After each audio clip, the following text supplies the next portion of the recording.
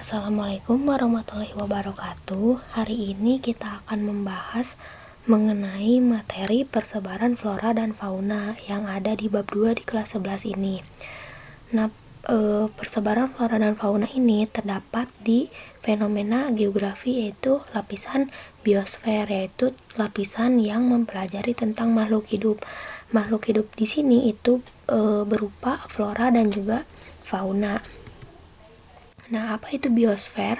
Biosfer itu tadi merupakan lapisan di permukaan bumi yang mempelajari tentang aktivitas makhluk hidup.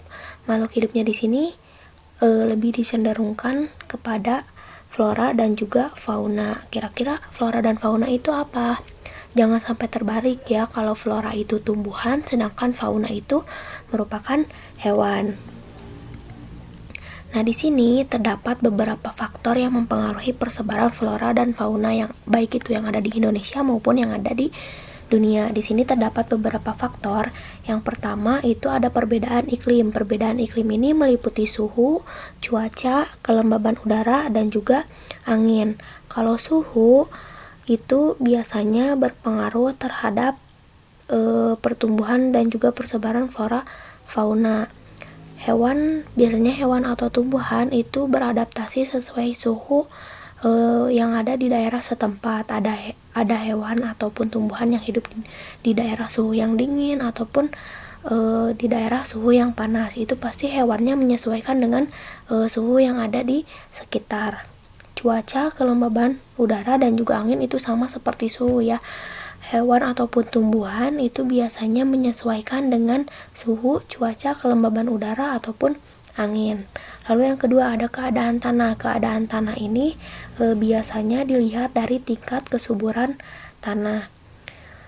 Lalu yang ketiga ini ada tinggi rendahnya permukaan bumi. Biasanya tinggi rendahnya permukaan bumi ini bergantung nantinya terhadap suhu, di mana suhu ini akan mempengaruhi persebaran flora dan fauna yang ada di dunia maupun di Indonesia. Nah, yang keempat itu merupakan aktivitas manusia. Aktivitas manusia ini bisa menjadi pengaruh positif ataupun bisa juga menjadi pengaruh negatif. Pengaruh positifnya misalkan seperti melestarikan atau menjaga kelestarian terhadap flora dan fauna yang ada di dunia, bahkan di Indonesia. Sedangkan aktivitas manusia yang bisa berpengaruh negatif itu misalnya seperti melakukan perburuan hewan-hewan yang sudah langka untuk diperjualbelikan. Lalu ada lagi memperjualbelikan tanaman langka. Itu merupakan salah satu aktivitas manusia yang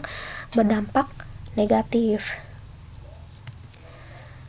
Nah, yang pertama ini kita akan mempelajari tentang persebaran flora di Indonesia. Kalau misalkan sudah mempelajari persebaran flora dan fauna yang ada di Indonesia, kita membahas tentang persebaran flora dan fauna yang ada di dunia. Sekarang kita membahas dulu tentang flora yang ada di Indonesia. Nah, di Indonesia itu flora terbagi menjadi 3 kelompok. Sebenarnya sama ya, mau itu flora ataupun fauna yang ada di Indonesia itu terbagi menjadi 3 kelompok. Yang pertama ada wilayah Indonesia bagian barat, yang kedua ada wilayah Indonesia bagian tengah, dan yang ketiga ada wilayah Indonesia bagian timur.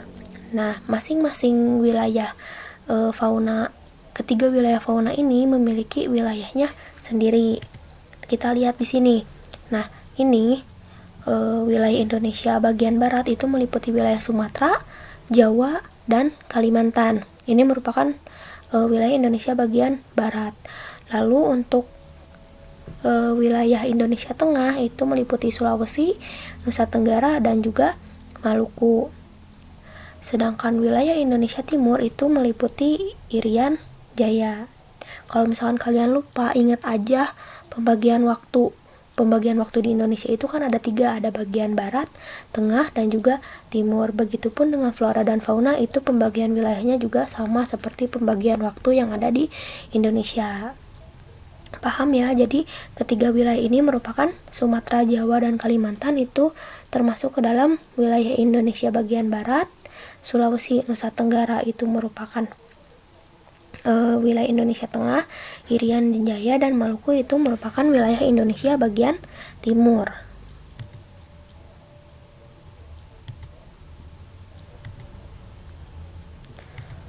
Nah, di dalam pembagian ketiga wilayah flora ataupun fauna yang ada di Indonesia itu terdapat garis pembatas antara wilayah Indonesia bagian barat dengan wilayah Indonesia bagian tengah itu dibatasi oleh garis Wallace.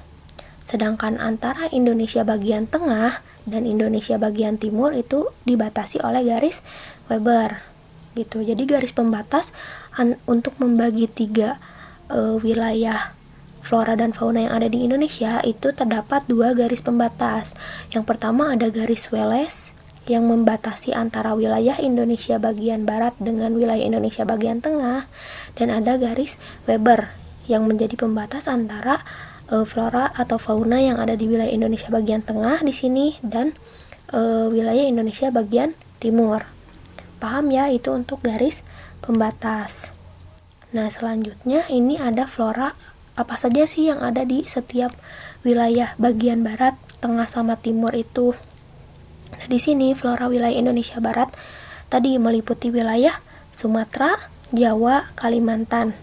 Di wilayah ini terdapat hutan hujan tropis dengan ciri-cirinya sebagai berikut. Ciri hujan tropis itu pohon-pohonnya besar, lalu ukurannya pasti tinggi dan berdaun lebar. Banyak terdapat tumbuhan merambat, lalu banyak tumbuhan epifit. Nah, ini merupakan hutan hujan tropis. Ini salah satu contoh flora yang ada di wilayah Indonesia bagian barat. Berupa hutan yang sangat lebat dan dia banyak ditumbuhi oleh berbagai macam jenis tanaman. Lalu ini juga merupakan ciri dari wilayah Indonesia bagian barat, yaitu adanya tanaman merambat. Ini merupakan gambarnya. Terus ada tanaman epifit. Tanaman epifit ini merupakan tanaman yang biasanya hidup di batang pohon. Contohnya misalnya anggrek. Ini ya, seperti gambar yang ada di sini. Nah, itu merupakan salah satu contoh flora yang ada di wilayah Indonesia bagian barat. Lalu kita pindah lagi, ada flora wilayah Indonesia bagian tengah.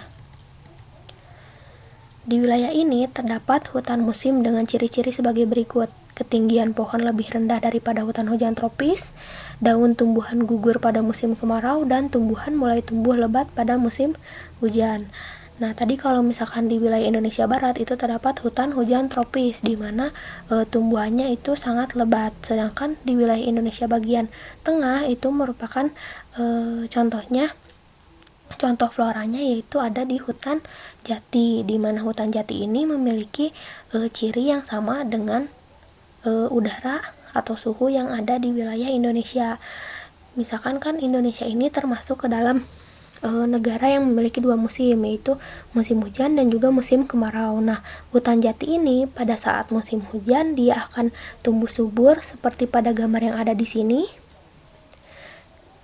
Tumbuh lebat ini pada saat musim hujan, sedangkan pada saat musim kemarau hutan jati itu akan menggugurkan daunnya atau meranggas. Contohnya seperti pada gambar di sini.